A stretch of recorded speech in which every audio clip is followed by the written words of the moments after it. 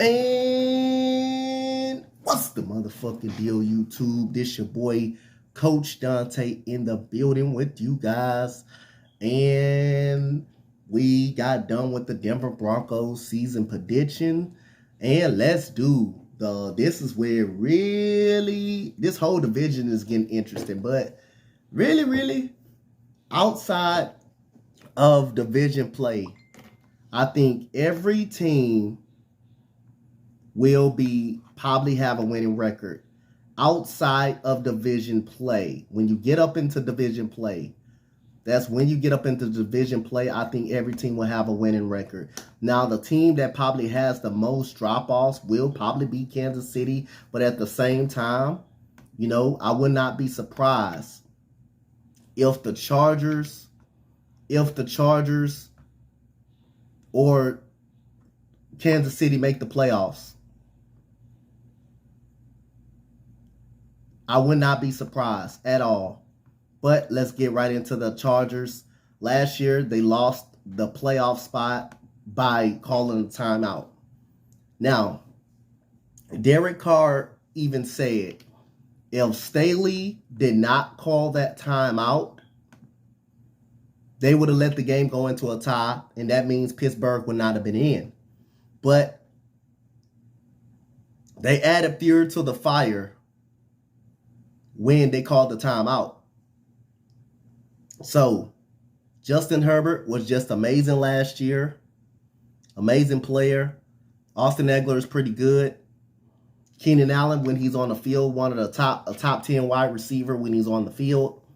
Mike Williams just re-signed back there. But I want to get something straight here. Austin Ekeler is a good player. But to say that the reason why Justin Herbert is really good because of Austin Ekeler, it don't make sense. And I got a couple of stats right here in front of me that I can read that proves that Austin Ekeler, when he was on the field, how big of a difference really was he on the field? Are we going to talk about that?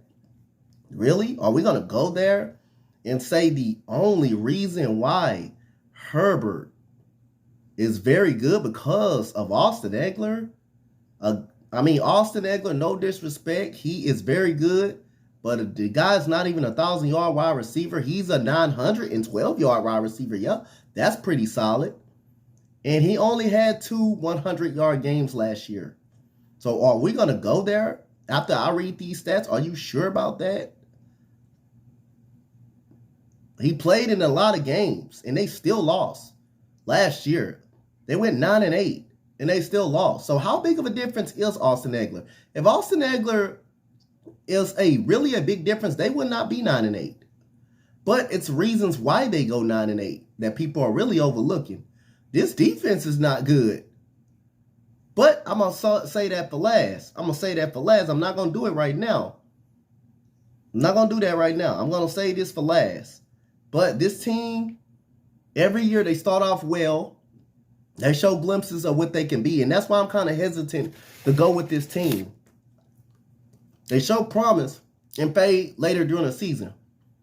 Now, they had 20 guys out for COVID. They did. During the Houston game when Justin Herbert did choke that game. I ain't going to lie, he choked that game. But they still supposed to win that game. But, again, that goes back to that defense. This defense is terrible. This Chargers defense, if you really want to know why the Chargers did not make the playoffs, it was this defense. This defense was ass. Not Justin Herbert. I'm not blaming the offense. The offense was straight. The defense was straight terrible. Was god-awful. But again, we say that Austin Ekeler, the reason why Herbert is being able to do what he do. A guy that's very good and he's very helpful. But to say that this guy is the key to why Justin Herbert's success, come on, man. You got to be better than that. You got to be smarter than that. and to say you don't think Justin Herbert that good, and you say Austin Ekeler is the reason. Come on, we got to be better than that, guys. We got to start looking and stop just talking and just start looking and reading. Numbers do not lie, but the eye test does not either on the field. When I see on the field, I see Justin Herbert, a guy that throws over 5,000 yards. 5,000 yards. But Austin Ekeler is the reason why Justin Herbert is being good. And Austin Ekeler played 16 games, so how he was injured. The one game he missed was against the Texans. Let's get facts right, people. Let's get this right, guys. Come on now. Let's not get up off our A game. Let's start looking in between and covering and study talking and not looking. He played 16 games, 911 yards. He had 12 rushing touchdowns. Yes, he did. Because, I mean, they were by the end zone. They were by the end zone due to Justin Herbert throwing them down the field. Actually throwing them down the field. He was throwing them down the field, up and down. Justin Herbert, 17 games, 5,000 yards. Quarterback rating of 66. 38 touchdowns, 15 interceptions. 4 of those come in Houston. 97 quarterback rating. And Austin Ekeler is the reason why he's succeeding and he's throwing them down the field. Now, Austin Ekeler, like I said again, it's everybody's opinion, but it's my job. It's everybody's job. If you don't think, I know it's everybody's opinion, and I respect people's a lot of opinion, but we're not going to just say stuff just to say everything and not look it up. So sometimes that's why I do post screenshots, because, hey, we're not seeing the same. That when you're disagreeing, we're not seeing the same thing each other see. And I'm seeing things differently. And Austin Ekeler, this is not a bad year. I mean, again, 911 yards, 12 touchdowns. Because, like I say, Justin Herbert throws them down the field. You had Mike Williams had over 1,100 yards, 1,000 yards, the leading receiver. Kaiser White, who's now with the Eagles, 144 tackles. And you had Derwin James with 2 interceptions. Mike Williams, 16 games, 1,100 yards, 9 touchdowns. Keenan Allen was healthy this year. 16 games, over 1,100 yards, 6 touchdowns. Austin Ekeler, also a receiving touchdowns. I want to say that's fine. But look at all the spread around that again, Justin Herbert did. 70 catches, 646 yards, 8 touchdowns. Jared Cook, 500 yards, 4 touchdowns, 64 yards, 4 touchdowns. Jalen Guyton was pretty good. The ball was spreaded around. Herbert spreaded that football around. And yes, Austin Ekeler did contribute in the passing game and in the run game a little bit. But Justin Herbert being able to throw 5,000 yards and do that, I can see this guy being a transcendent talent. So, I mean, we're not going to go there and just say the reason why he's that good because of Austin Ekeler by throwing over 5,000 yards, a quarterback who's getting him the ball at the same time. So let's go over these stats as well. 282 yards of passing. That is tied for second in the NFL. And I want to guess who's in first. It's got to be one of these teams in the division. Probably even the Chiefs. It got to be one of these teams in the division, to be honest. But we'll get there.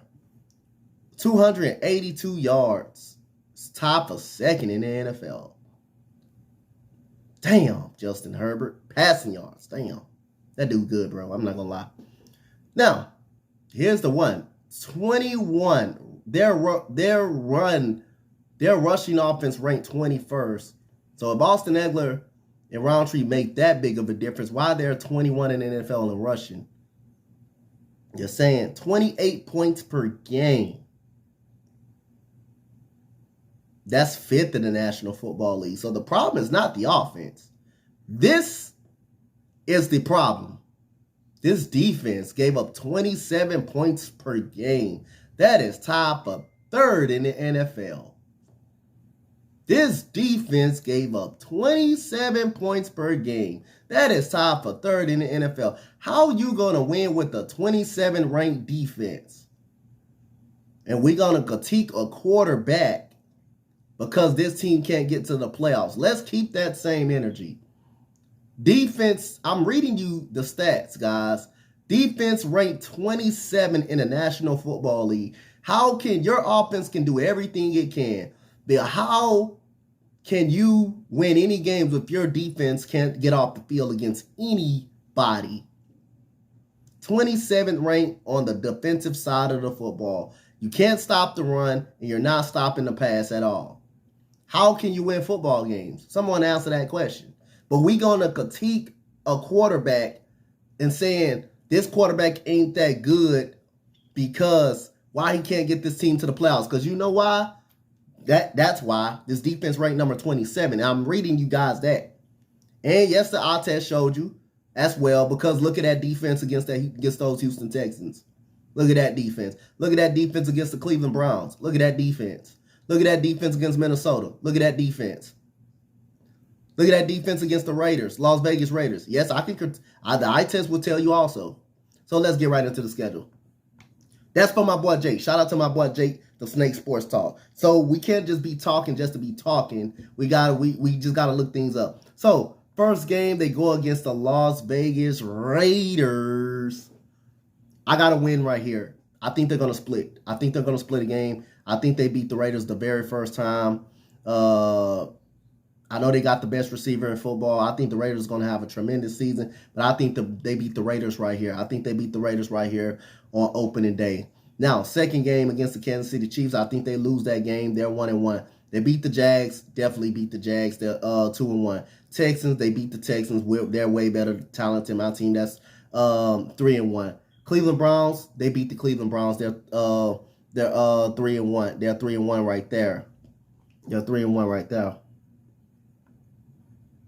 That's 4-1. Broncos at home, they beat the Broncos 5-1. Seahawks 6-1 at home. Falcons, don't care where it's at, 7-1. 49ers, I got a loss. I got them losing that game. 49ers, I got a lot of respect for the 49ers. They're gonna beat the 49ers are gonna beat them. So right now I'm looking at them. They're 1, 2, 3, 4, 5, 6. 1, 2. That's 2. Okay, that's 6-2 right now. Okay, I got them. Now at home against the Kansas City Chiefs. This is the game they get. I feel like they get. This is number 7. This 7-0. This 7-2. Against the Arizona Cardinals, I think they're gonna lose that game against Arizona. I think D-Hop will be back. I think D-Hop will be back by this time. So I think that Cardinals offense will be in full flow. So I'm gonna give them a loss right here. This is 7. This is 7-3 against the Chargers. I give them a loss right here. 7-4 right here. Against Miami, I think that after coming off 2-game losing streak, I think they win this game. They're 8-4. Tennessee win 9. Colts, this is kind of I'm gonna give it to them. 10-4. I'm gonna give it to them. Rams, I think they're gonna lose that game. I think they're gonna lose that game. So that is 6 right there.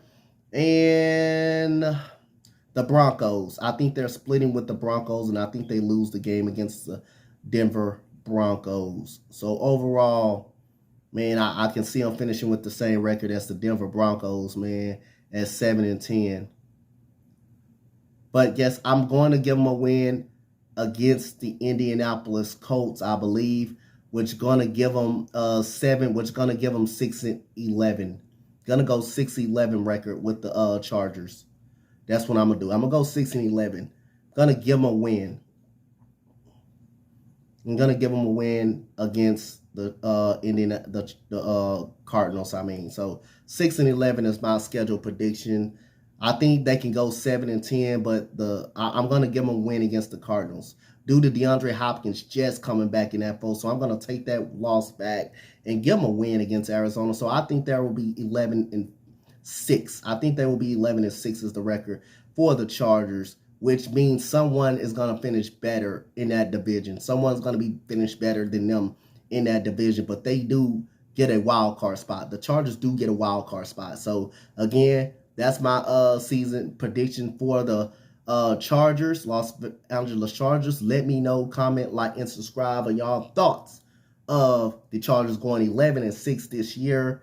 Thank you guys. Much love. I'm out. We out of here, coach.